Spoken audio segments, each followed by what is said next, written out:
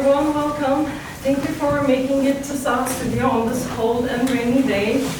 Iska is with us. We're very happy and lucky to have her here in Istanbul with us. She accepted to be part of the SAHA Curatorial Program and hopped on the plane within just a week and came here. And as you may know her, she has been part of international, very significant curatorial projects.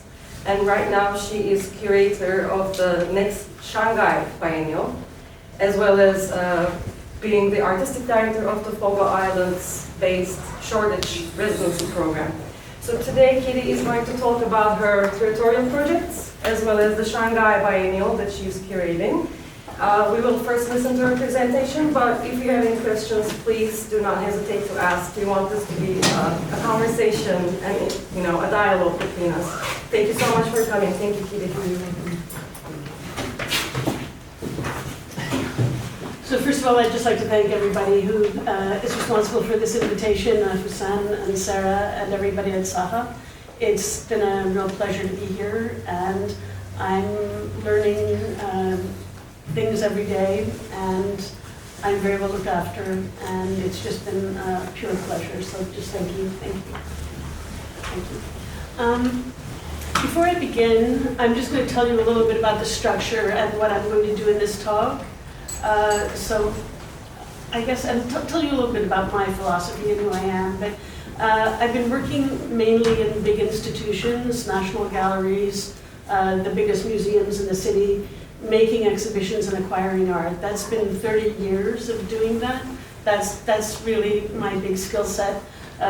Sort of within, let's say, since 2012, 2018, and now, I've been asked to work on sort of large-scale exhibitions. So in 2012, I worked on Documenta with Carolyn Christoph, who you know, I'm sure, from her work here, really incredible person to work with.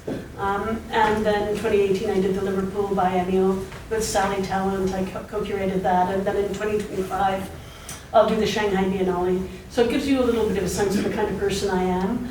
I have always worked and have a sort of belief, a firm belief that you work with artists, and as a curator, your job is really to bring the artist's work forward, to give the artists a platform. It's their voice you're bringing forward, and you're doing that to the best of your ability, and that's really what I've attempted to do in all of my work. And I think, when you're working in big institutions, at least in the places that I worked, I'm really talking, I guess, from the place of Canada, maybe sometimes the place of Castle, sometimes the place of Liverpool. But I'm always wanting to make sure that artists are landing where they want to land in these institutions. And often there's a complex set of negotiations you have to do with institutions to make sure that happens. So that seems to be where I found myself. Since leaving the museum, I guess, in 2022, I started working for this organization called Surefast. I'm a Surefast Fogo Island Arts, and I'm a strategic director there. And I really help to oversee the program and just how it develops, what it's doing. It's quite unusual. It's a residency program like the one I'm partaking in now. It's located on an island in the Atlantic Ocean, north of a province in Canada called Newfoundland. It's the most easterly province, so it's out there in the Atlantic Ocean, and the island itself is north of this province, if you like. It's a little bit like the Iceland of Canada. That's kind of how I like to think about it. It's a very cold winter, lots of wind and rain, and then quite a beautiful summer. The person that I work for came from the island, was born on the island. Her father was a fisherman, and she grew up during a time when people would fish in small boats from the island. There was lots of fish. Suddenly, big factory boats were coming from Europe, etc., and they fished the oceans completely, and there were no more fish. So her father had no way of making a living. Everybody who lived on this island, no way of making a living. That's how they lived all their lives. Her father told her that she had to kind of leave and figure out how money works. And so she left the island, she became an accountant, and eventually started working for a fiber optics company that was sold, and she ended up doing very, very well, and decided that she wanted to come back to this island where she grew up and make it a sustainable place to live for the people who are there, make it a sustainable place to live, and to actually grow its economy. And so she's been very focused on that. She's an amazing person. Anybody who's come across her name is Zita Kopp. I encourage you to look her up. She's a very dynamic person and very hopeful person. The time we're living in is one of disorientation, one where inequality is looking at us in a way that all of us, I'm sure, every day face, situations that are kind of incomprehensible and disorienting. And she's somebody who's actually trying to take this moment and do something really positive. And those people are the people that I look to in this time and that help me move through it, because it's a very complex time. The things that you experience here, I probably have very little idea of. I know what the situations are from my perspective in Canada, and I just want to say mostly that's where I'm speaking from. And if there are things that I don't know about that you think I need to know about during this talk, or I say something that really doesn't resonate, I'm happy to hear and to talk it through. I will also say, though, that I do have a hearing disability, and I might need somebody at the front to translate any question, just because hearing is always tricky for me. So one of the ways that the person I work for decided to renew the island is to build a hotel, a luxury hotel. There are 29 rooms on the hotel, in the hotel. But before this is it, you can see it's based very much on the kind of architecture that's on this island. Before she built the hotel, she built studios for artists. So this is one of the studios. Artists who come to this residency live in an old fisherman's house that's been renovated. And all of the studios are about a 20-minute walk into nature. Already I think the island is kind of nature, but you're living in small villages. When you live in these small villages, there are 11 villages on the island. There are a total population of about 2,000 people. But when you live in these small villages, the people who live there are very curious. I'm actually from the bigger island. I'm from Newfoundland, so I may be talking about my own people in some way, not exactly, but sort of. They're very curious and very caring people. And so when an artist comes from wherever, they will immediately knock on the door, and kind of out of curiosity, partially out of curiosity, and partially out of hospitality, ask if they can come in or invite the person over for a cup of tea. They want to sit and talk and learn more. So the artists actually become embedded in these communities. They meet the people who are living day to day, and they learn what it's like, as well as having this time to go off into their studio and work. And like all really good residency programs, we don't really ask artists to do too much. It's their time. They can focus, they can think. Of course, we'd love them to give a talk or find some way to be present with the community, and they often do in many different ways. So, and I think there's one of the artists who's done the program here. Yeah. So all women. So Merv Unsel, who went and she told me about the wind and how the wind affected her. There's certainly a lot of wind there. So so just go through some images. All of the new architecture is built by an architect called Todd.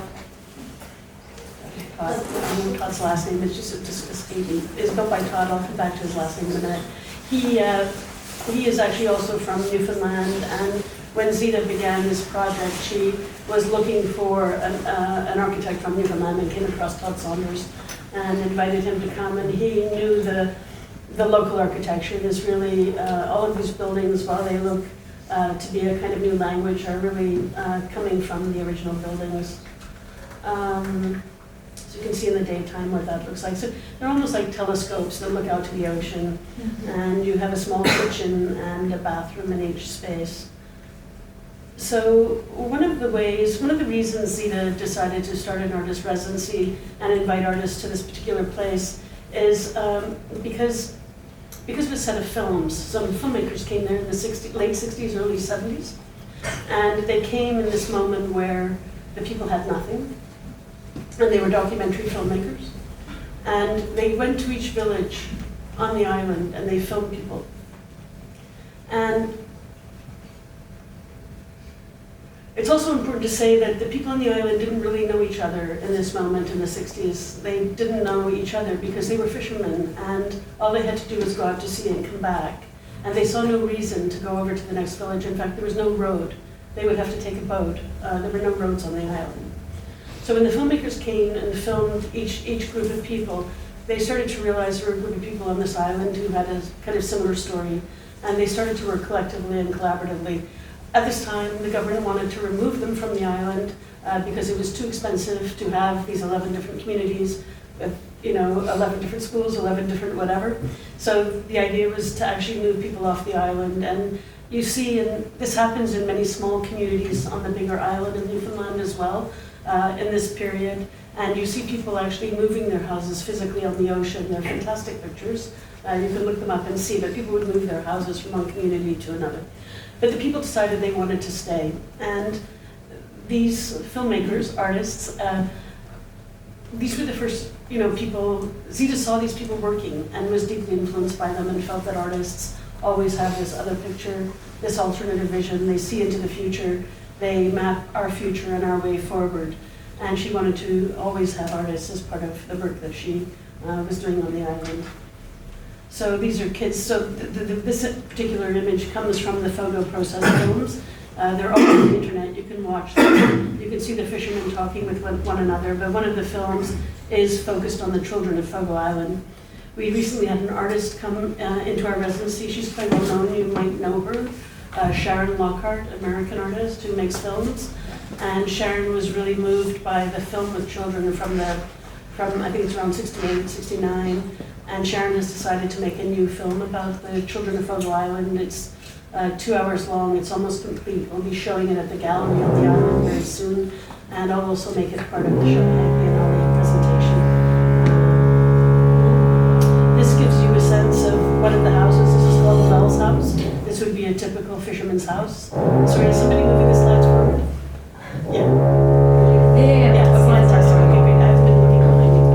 This would be one of the classic fishermen's houses that's been renovated. This is called Wells House. So I think one of the most beautiful houses you can see. They're very small. If you're a tall artist, it's not very good. The ceilings are very low, but they're beautiful.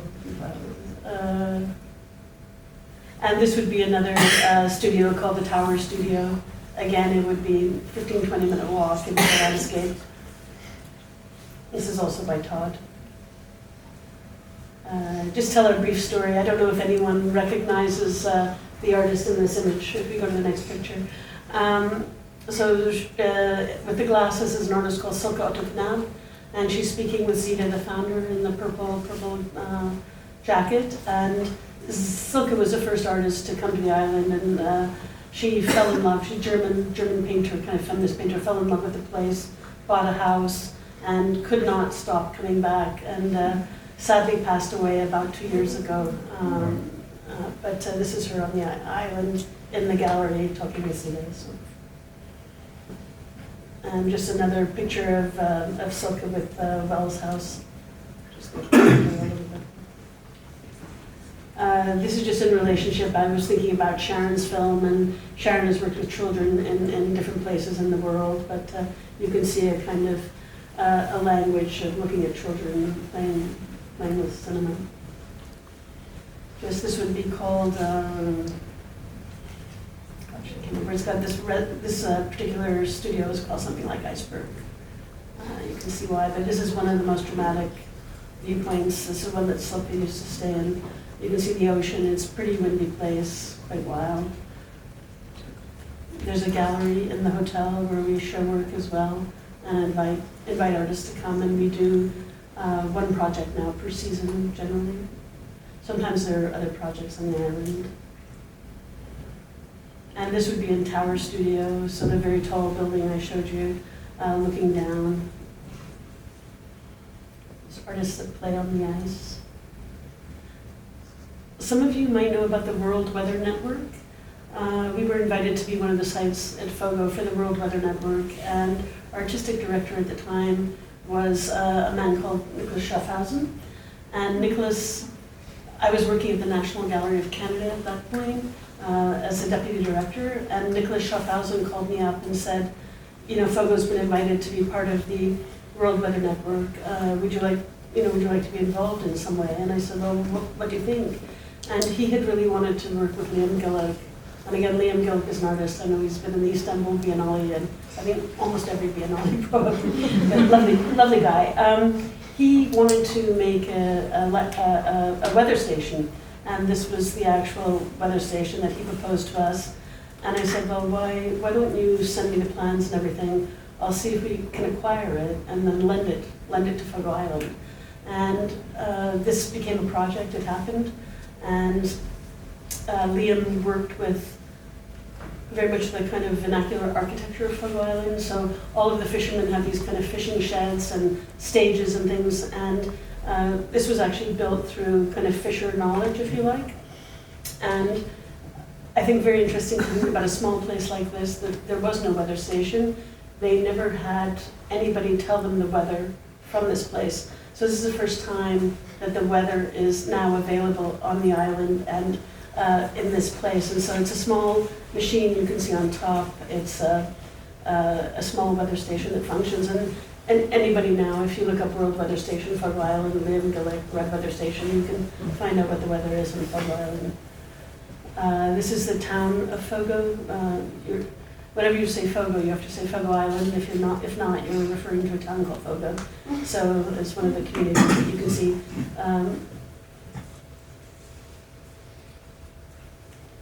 This is about a 45-minute hike into the woods. When they were building it, they brought everything in by helicopter, so not to damage the landscape and such.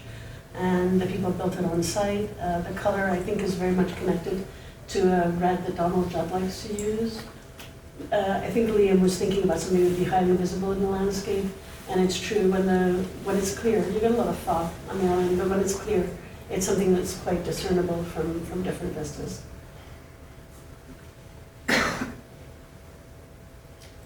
Yeah, and just to share with you, this is a kind of magical place. I only went there for the first time this summer. So off Fogo Island, there's a place called Little Fogo Islands.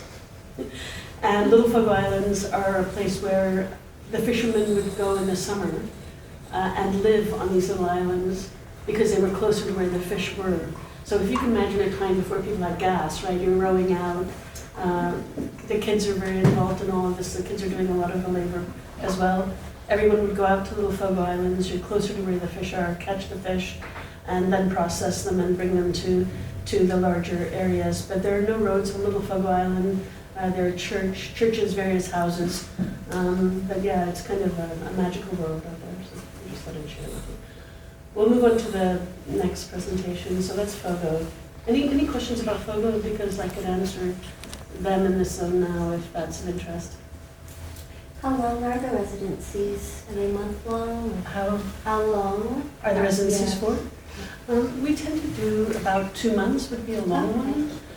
1 month would be a kind of, I guess, relatively short one. We're starting to think about instigating a new series, and we're actually beginning this, looking at one week and something like 2 weeks. But these would be more in a kind of educational vein, so you would bring out 15 people at the same time, and some residency leaders, if you like, academics, thinkers, thought leaders, and do almost like workshops or sharing thinking. We're doing one with an academic from a university. He's coming out in May, and he's arranged for 15 people to come with him. And they're actually going to look at the notion of dialogue. So there's a kind of concern amongst his community that dialogue itself is not sustainable at this time. Dialogue is very difficult. So how do you ensure that dialogue will be sustainable? And in the kinds of programs that he does, they will take these questions, and often in the course of 2 weeks, will actually write the book that answers the questions. So they finish with something, and I don't know exactly how this one is going to work, but they like to produce something that goes out into the world and amplifies whatever it is that they're working on. We've just started working with him, and I think we'll probably he's very excited by the potential that FOGO offers. One of the things that's really great about it, some people might not like this, but it's, when you, let's say you're doing a residency in New York City, there's so many things to be distracted by, right? Like there's many reasons to leave and to meet other people and not to be with your group. On FOGO Island, you can hike, you maybe can go to a restaurant depending on the time of year. There are a few restaurants, they tend to be pretty seasonal. There's not a lot to do other than socialize with people on the island. So it's a way of bringing a kind of cohesive group that will kind of stay focused on their project. And then we'll probably do another one in November. We're talking about this right now, where we're going to invite a group of curators to come out for 2 weeks and to look at the concerns that curators are facing right now in their day-to-day jobs and give them a place to sort of network, think, talk, share. And we're very excited about the potential of that as well. And there's more to say, but that's all I can say right now. How do you travel there? Sorry? How do you travel there? How do you travel? It's a good question. So I wish I had a map to show you, but if you look on your phones or whatever, you can find the island of Newfoundland. There's a place called Gander. Yes, on the very... And Gander, you might know Gander because when 9/11 happened, Gander was the airport where I think 224 planes landed. And the people in this small community, again, looked after everybody on those planes, and then there was a musical made and things. It's become quite famous. So you go to Gander. And also Gander was famous as like when planes started crossing the Atlantic and things, as a place they would stop for refueling. So it's a kind of older airport in the history of airports. To go to Gander, you drive 45 minutes north to a place called Farewell. At Farewell, you get on a ferry. It's 45 minutes on the ferry. You get off the ferry, Stag Harbor, and then to go into, let's say, where the hotel is, it would be another 45 minutes driving. Is it answer? Yeah. I think one of the things that it kind of, it's, the journey there is a kind of important journey, I think. Like you feel that you're leaving somewhere and going somewhere else. People like to go faster, of course, people like convenience. So you can also fly to Gander, and if you have the money to take a helicopter, you can take a helicopter on the FOGO Island. If you have a small plane, you can land. There's a landing strip, but it's only certain things that can land on the strip. How many studios are there? Sorry? How many studios? How many studios? Yeah, so we have 4 studios and 4 houses. But we have, so one of the things that Sita has done also is she really likes the traditional architecture on the island. And so we have many houses and many bigger buildings. So we have churches and meeting halls, places like this. So we have these places where people can gather and talk and have conversation. So at once, how many artists could you host? So we would generally have 4 at any given time. But with this bigger program that we're doing, right, we want to invite 16 people to come at a time for this, the curatorial meeting, or for this sustainability and dialogue. We'll have about 15 people. But what will happen in those cases is they will have, we have any number of houses. So the one house that I showed you, we probably have 40 houses like that. So they can stay in those places and then meet in the kind of church halls that we have to have their regular meetings. Yeah. So we're testing with kind of expanding for short periods and seeing how that works. Yeah. Any further questions? Okay. If we can move on to the next presentation, thanks. I'll talk to you a little bit about recent curatorial work from a period from about 2012 to the present. I've been making exhibitions probably since the early 90s, but I'm going to talk with you about the things that are more interesting to me in this moment, I think. So I worked in another residency program, which is at the Banff Center in Canada. So some of you might know this. It's in a resort town in Western Canada in the mountains.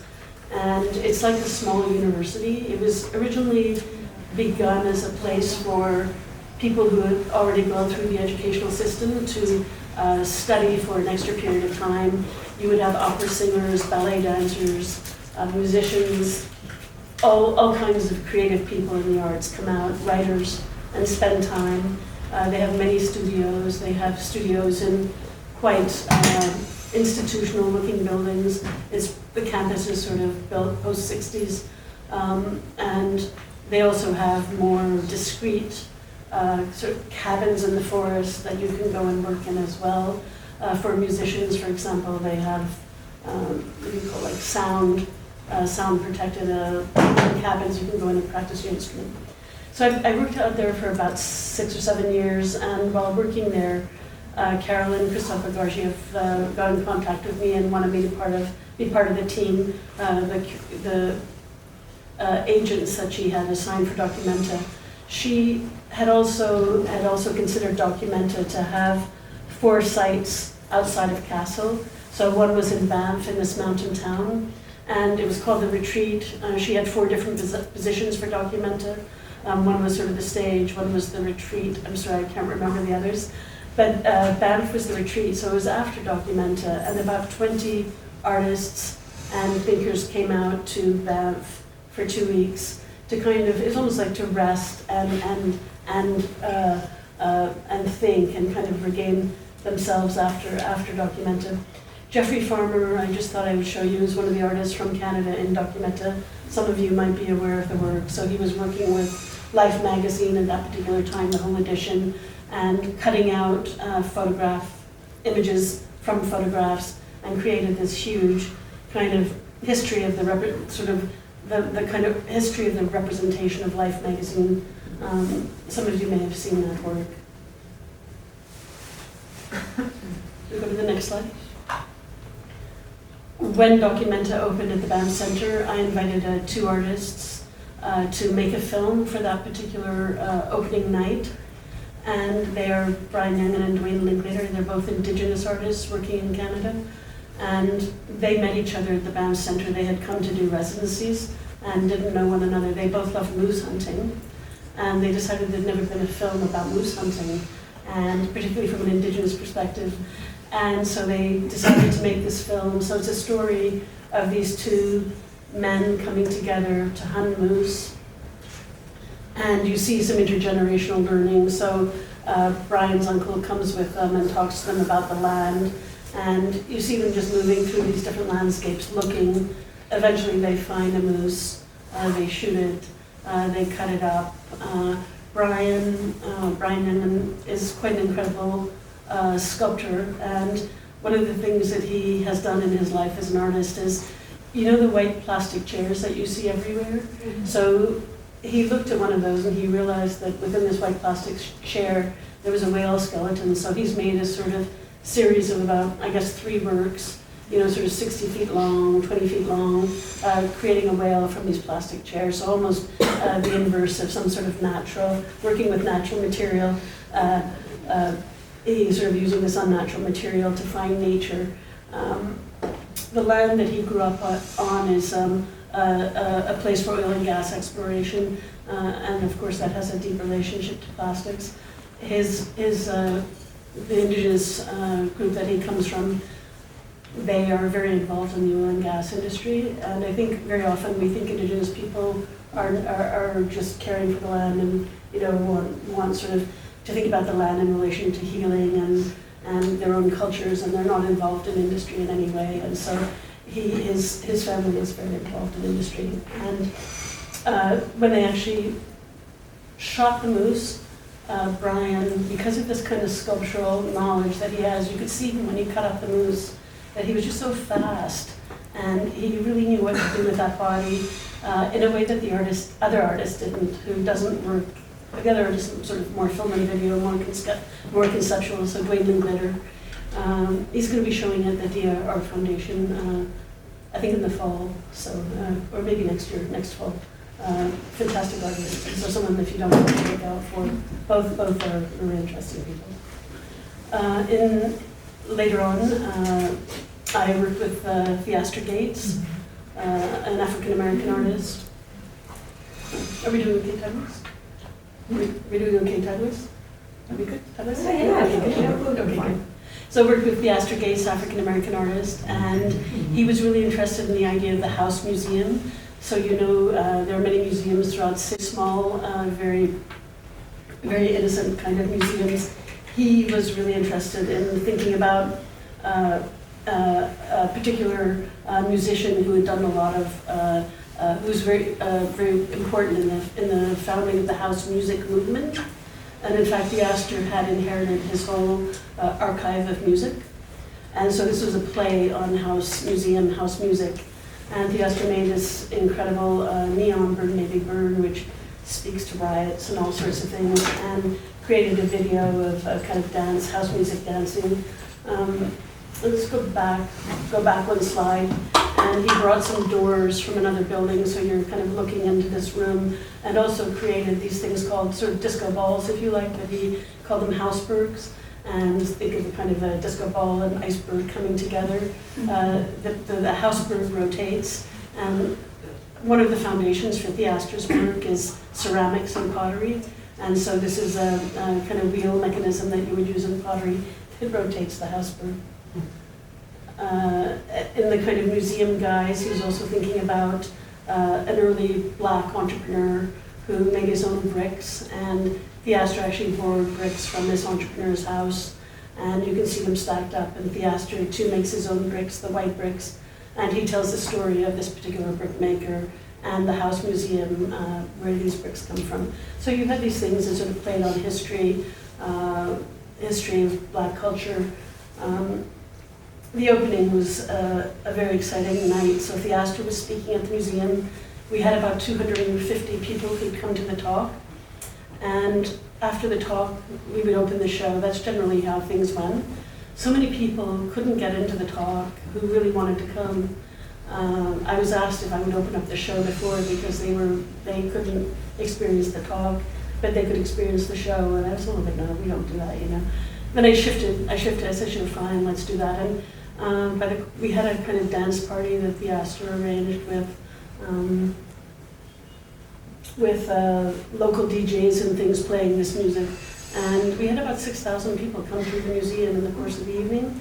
Somebody like the Astor really touches on a broad set of communities. So you have the music community, the architecture design community, the art community, the fashion community. So really, I think this is one of the kind of biggest groups that came into the museum. So it was a very, very interesting show. He's a great person to work with. Has he been here at all? Yes. Yes, yeah, he was here for biennial. Carolyn. Yeah, it was beautiful. Actually, I was on one of the boat rides with him singing. It was amazing. And also he did pottery. Yeah, incredible character. So the next slide. Next slide. Next slide. So in 2017, I was invited to work with Jeffrey Farmer, the artist who was doing those cutouts I showed you at the beginning of the talk. He was representing Canada at the Venice Biennale. That's our Canadian pavilion. We succeeded together, Jeffrey and I, in really deconstructing it. So taking off the roof, removing a lot of the walls, really opening it up. I thought in a way we turned it into a very open kind of courtyard garden. That's how I like to think about it, fountain garden. Jeffrey is a queer artist, and I think a lot of this work was really about him coming to terms with the kind of pain and suffering that he experienced growing up. I mean, I would say overall Jeffrey had a pretty good life, has a pretty good life, but I think the experience growing up and being somewhat different from other people around him was very, it was kind of something he has gone through and he talks about quite a bit. There's a very beautiful piece on the front, so the little kind of almost it's like one of those things you see when you go to an important monument and you read about the history of the monument. And it's a poem, in this case by a very well-known American poet, whose name will come back to me in a minute. One of the things that this does, though, it's a bronze that is made in such a way that it weeps. So water goes through this, and the sign itself weeps. So you get this sense of emotion throughout the whole work. The fountain is based on the fountain of SAHA, San Francisco Art Institute. Jeffrey attended briefly, and of course, we know the school is no more, but this was a site for him that was very important. And then this kind of old grandfather clock, you can imagine as a kind of patriarch. So, and every single plank, so it looks it looks like a kind of car crash or some kind of, like the pavilion has fallen in on itself. All of these bronze, they're bronze, actually made to look like 2x4 pieces of wood, but all of them have holes in them, so they're all fountains themselves, so water's kind of moving through the whole system. And one of the reasons we really wanted to open up the pavilion was, you know, you go to Venice, for those people that go to Venice, you go and every single pavilion is like a lineup, and it's very hard to get in during these opening days, but we thought, what if we just open this up and make it very porous and very democratic? And it's not about going inside. In fact, you're in one of the most beautiful cities in the world. You're in one of the most beautiful gardens in the world, and you're waiting to go into this little building. Why not be in a garden, but be with the work as well? So that was the kind of philosophy for thinking about people, audience, in relationship to this particular work. It was very different from anything that Jeffrey had done to date. We were able to deconstruct this building in this way because it was actually about to undergo a renovation and conservation effort. So, I think it was Allen Ginsberg. thank you. Thank you. Allen Ginsberg. So you can see inside, again, more sort of sculptural features. He made a praying mantis based on Germain Richier's sculpture. The praying mantis has a book over its head and is holding the book open, and of course water is coming out of all of those objects.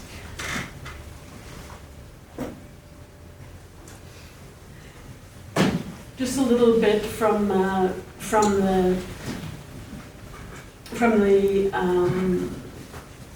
Liverpool biennials. So the title was "Beautiful World, Where Are You?" And that came from a song written by Schiller, a poem written by Schiller, and then that was turned into a song by Schubert. And so Schiller wrote the poem in 1778, and Schubert wrote the song in 1819. And I was reading about Schubert. I'm kind of fascinated by him. It's something that continues for me. And I heard about this, piece of music, "Beautiful World, Where Are You?" And I thought, oh, that's an amazing name for a show. And you think about the kind of times we live in. It's something that opens up a kind of positive moment. And I'm interested in trying to work with the things that are hopeful in these times. Otherwise, I think it becomes very dark and very difficult. It's not to say it isn't dark and difficult. I believe that it is. So the years between the poem and the song saw great upheaval and profound change in Europe, from the French Revolution to the fall of the Napoleonic Empire. So I was trying to think about this kind of time of upheaval in relationship to the time we're living in. And I'll just talk about a couple of the works here. So Banu Sanatoglu, is that the right pronunciation? Thank you, sorry, I know it's going to do this wrong. This is a work that she works on with many people. You're probably familiar with it. So it traces the deaths of migrants seeking refuge in Europe since 1993. And this particular work she does with an organization called United and the Intercultural Action Group. And we put this up. I think it was torn down 3 times. And the reasons for the vandalism, we don't know precisely what the actual reasons are. We can imagine what they are, fairly right-wing groups, but I think it's always a little bit more complex than this. And I don't live in Liverpool regularly, but maybe afterwards, if someone wants to talk with me about it, I'll talk more about that. And then another work here, some of you may be familiar with the artist Dale Harding. They now go by the name Dee, and they come from Australia, from Queensland, and his people are very famous for these very ancient markings on rocks with the handprints, some of you may know them, and often made by blowing pigment through a straw and marking the rocks. And he came and worked with kind of traditional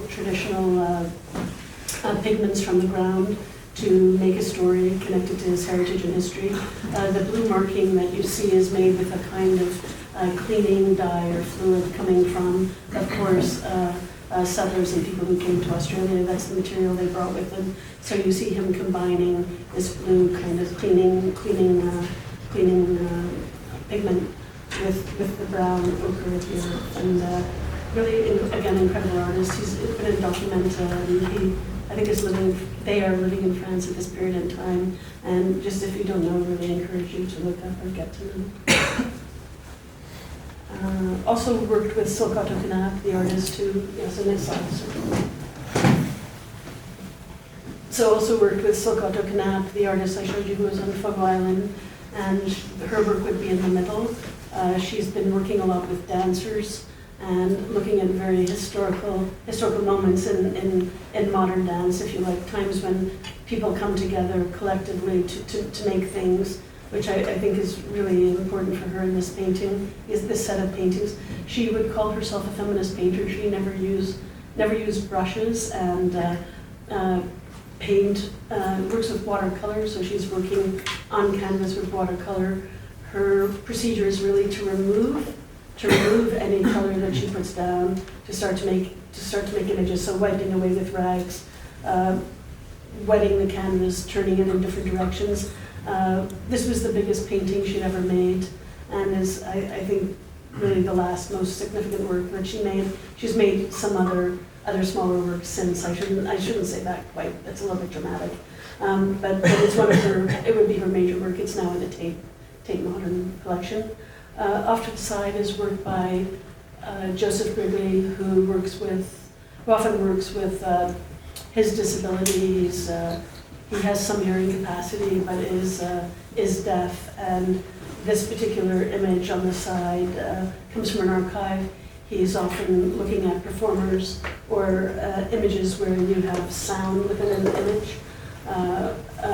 And he keeps these, he collects them. So I think this one's Eartha Kitt. So you can go to the next slide.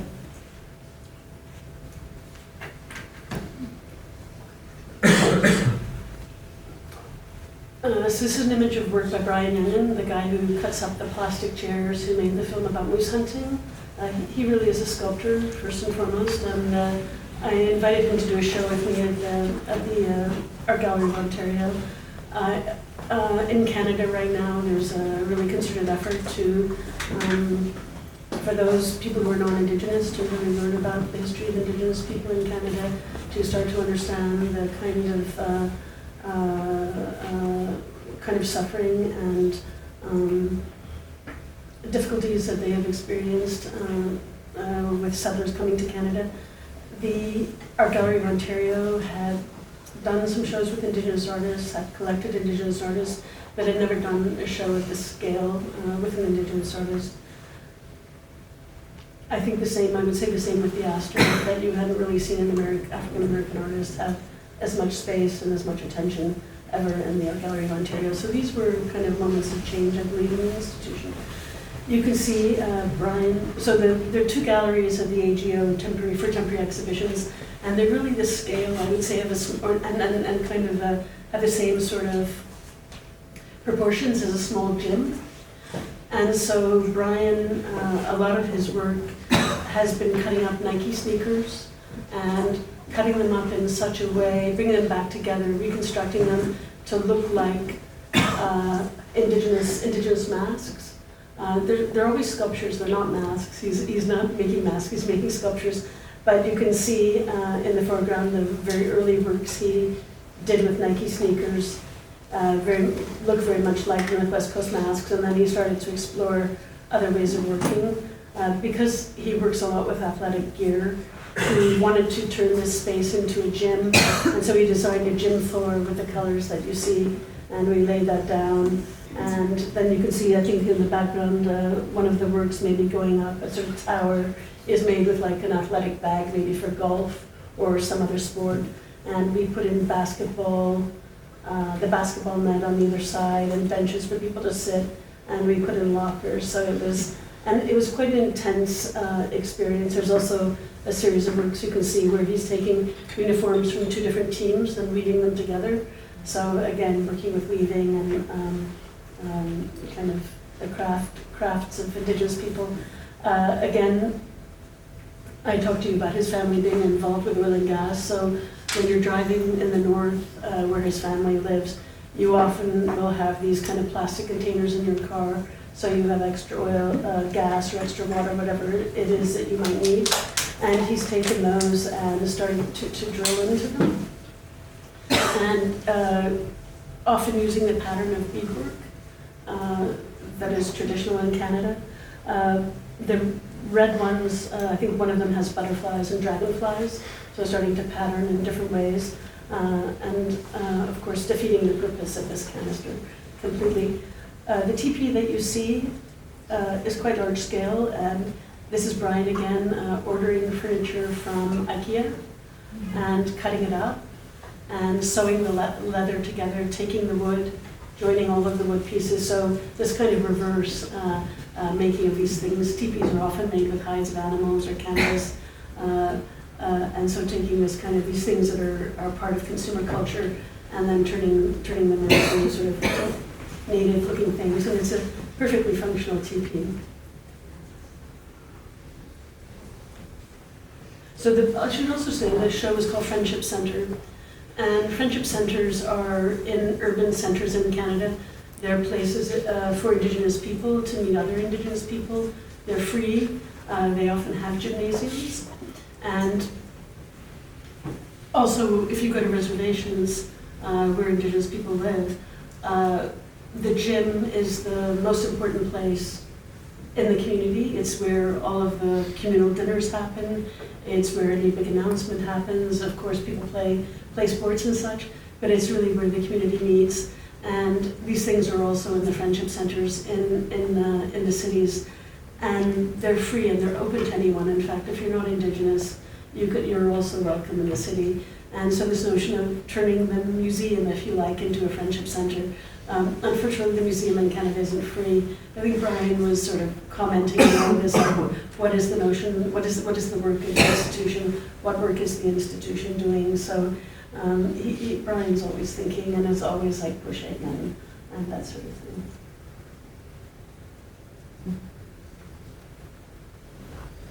This is a little bit more unusual. This was just before COVID, so I was invited to work at the Canadian Centre for Architecture. The Canadian Centre for Architecture, I believe, is one of the most fantastic museums in the world, but I think it's a really great museum in Canada. And founded by a woman called Phyllis Lambert, and they do incredible exhibitions. They have the archive of Gordon Matta Clark, and Gordon Matta Clark, he was a big traveler, so his, I think his family came from Chile, Argentina. I can't remember exactly where now. But he grew up in New York.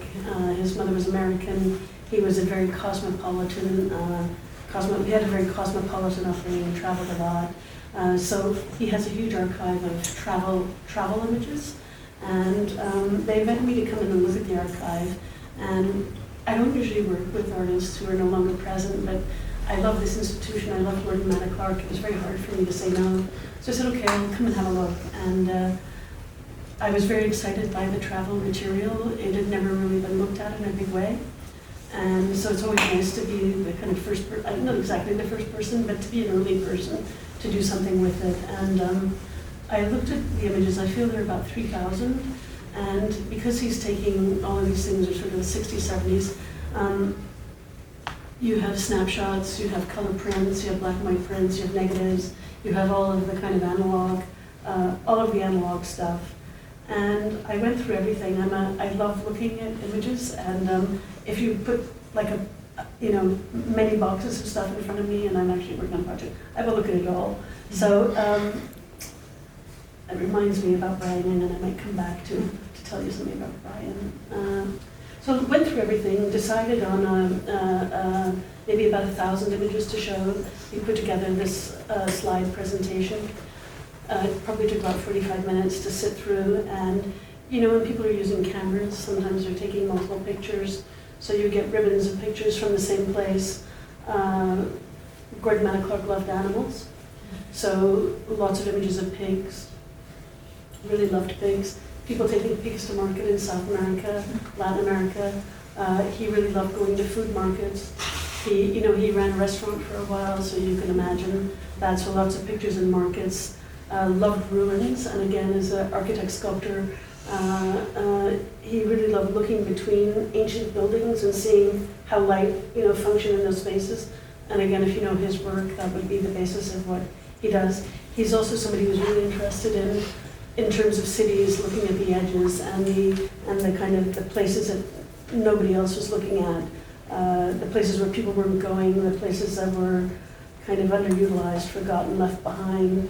And so it made for a really great project. And eventually I saw I'm looking through Gordon's eyes, I'm seeing how he saw, I can share I can share his language, his way of looking with people. And so a fantastic project. It opened just before COVID. I remember at the opening dinner, we were sitting down and we had learned about an architect in China who had just moved all his family to Switzerland because of COVID. We thought this was crazy. Anyway, sure enough, this show was closed down. Not many people saw it. So I think I'm going to be able to bring it to Shanghai, so it'll be part of that project. Want to go to the next slide? How are we doing for time? Are we okay? Oh, yeah. Okay. So the next project, I was the deputy director of the National Gallery. We did a big project with Rembrandt, and it was a time of George Floyd. We were thinking, how can we think about this a little bit differently? And we realized that the time that Rembrandt was painting was the time that the Dutch were coming to Manhattan, to the New World. And we learned about this treaty that the indigenous people made with the Dutch. It's called the Two-Road Treaty. And it means we'll respect you. You kind of do your piece and we'll do our piece and we'll live side by side.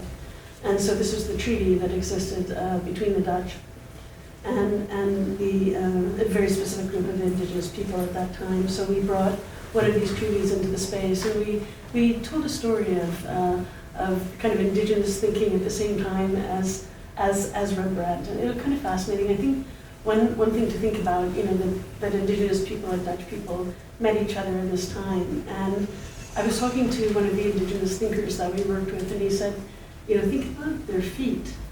And think about what the indigenous people were wearing. So they would be wearing moccasins, very soft shoes, and the Dutch were maybe wearing their wooden shoes. It was very hard.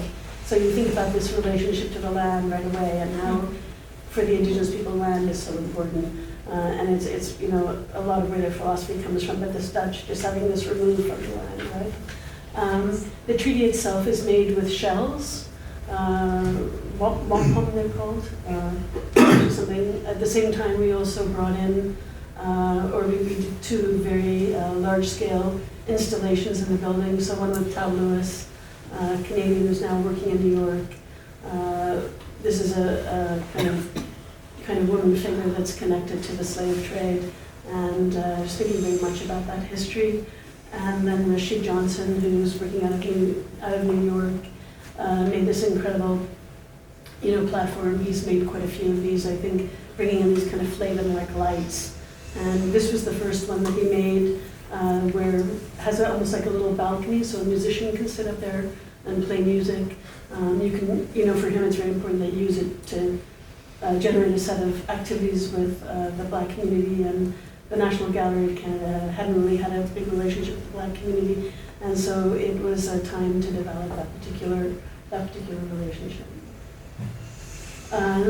In the same year, I guess, or 21, we worked with Stan Douglas when I was at the National Gallery to create this particular project for the Venice Biennale. And it's a beautiful music piece, people talking by music from Cairo to London. And we installed it. So the Canadian Pavilion is very tiny. Stan Douglas didn't want to show in the Canadian Pavilion. He said, I'll do a project for you if you find another site for me. And so we found an old salt warehouse, really beautiful building, and staged the project there. We had some photographs in the pavilion. Again, it's the first time. Far away. Yeah, it's the first time. It's the first time we've ever gone out with the Giardini. And I would say to you, is there a downside to that? Yes. At the same time, it's what the artist wanted, and we move with the artist. And he would never have worked with the National Gallery had we not done this. And oversaw, we did a big project with General Idea. So again, General Idea coming out of Canada, queer artists, kind of very famous for their work around AIDS. You may know that they kind of reproduced Robert Indiana's love imagery with this kind of AIDS imagery. also a sculpture outside the museum that you were free to sort of stick anything on or deface, whatever.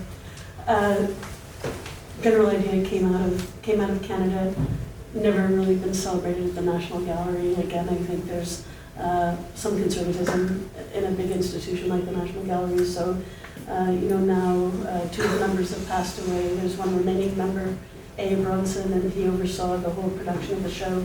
And it's probably the largest exhibition devoted to kind of a single artist that the National Gallery has ever done. So a huge amount of real estate, some fantastic installations. So they have this very Caspar David Friedrich piece with these 3 seals. The 3 seals, if you like, is, you think about the seal hunt and the kind of victimization of the seal. There's a kind of what would you say, kind of resonance with a kind of Holians culture. This is when the work was made. A really fantastic work, actually. And then, of course, the medication for AIDS. So I think this work is called something like 365 Days of AZT. So these pills, that's work that's in the collection of the National Gallery. It's a very, very powerful show, very moving show. So shortly after Silke Otto Knapp died, there's a little Silke narrative in this presentation. I was invited by her dealer in LA to do a presentation of work. So I found in all of her, this is like looking through multiple pieces of paper and artist's work. I found the whole sort of set of images for the work that she made for Liverpool. So I recreated that on the wall along with some of the work they had in the gallery. But there's one of more truthfully last paintings, if you like. She had cancer at this time, used this kind of black cloud. You can make a kind of relationship, I think, with this particular work, but very, very moving work in the exhibition. I'll finish up with one last work and then just talk to you a little bit about Shanghai. Do you have enough space for all of that? So it's an artist I worked with in 2018, Canadian artist called Ron Gerardo. And he collected, so during COVID, he collected all the headlines from a newspaper that you only read on your phone. It's called The Verge. And the headlines are very clickbaity. These are paintings, by the way, so each one is a separate painting. They're different sizes. Different sizes have different, what do you call that, height, width? So they look like tiles, but they have a texture and everything on the wall. It's not a flat surface. The smaller they are, the shorter they are, if you like, the bigger they are, the thicker they are. So all of these headlines were on the Verge newspaper. Verge is a newspaper for people in the tech industry. They have very clickbaity headlines, kind of silly headlines, as you can see if you start to read them. And he decided to use the font that the New York Times uses to make them look more serious. And he did a series of paintings for every month of COVID. So there were about 323 paintings, I think, in the entire series. And they basically tell the story of COVID. But you can see people in Japan are renting cars but not driving them. Google dissolves AI ethics board just 1 week after forming it. Anyway, if you go through, there are more and more headlines about COVID. So it's a kind of diary of COVID. And this idea, of the way we read our news on these phones and how quick and fast it is, versus thinking about this versus the time it takes to look at a painting and to be with a painting, to stay with a painting. He's playing with these different kinds of languages, these different times that we have become used to. And, this kind of, I think it's just kind of language of headlines even that we have that become very clickbaity and such. So that's him. So for Shanghai, it's the Express Biennale. It opens November 7th, 2025. So I'm working very hard, working very fast. And I've been reading a little about science, I guess. I'd heard that when the bee moves toward a flower, that the flower, so when the bee moves toward the flower hears it, it hears the vibration of the wings, and it secretes a sweeter nectar. And it's a little bit like Beautiful World, Where Are You? I kind of read this, and I sort of stopped. I thought, I need to think about this. And I'm just going to read you the statement that I've written, that I'm sharing with people about the show. I think it's it's clearer, perhaps, in my own.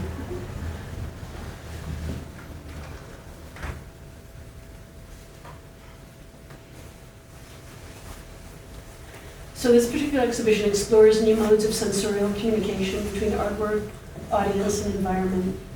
Inspired by recent scientific discoveries regarding interactions between honeybees and the flowers that they hear, the vibration of their wings, that hear the vibration of their wings, the exhibition operates at the intersection of differing models of intelligence, both human and non-human.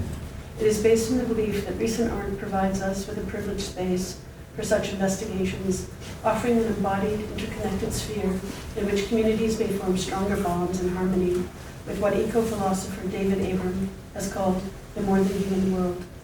The Shanghai Biennale does so in a moment of great uncertainty and global emergency. It has given rise to a widespread sense of disorientation. Our world is transforming, and it is doing so at a pace that eludes our capacity for comprehension, leaving us with an extreme sense of derangement, bordering on vertigo. If a return to the past is impossible, art offers us potential pathways out of despair, helping us to find emergent forms of life amid this instability.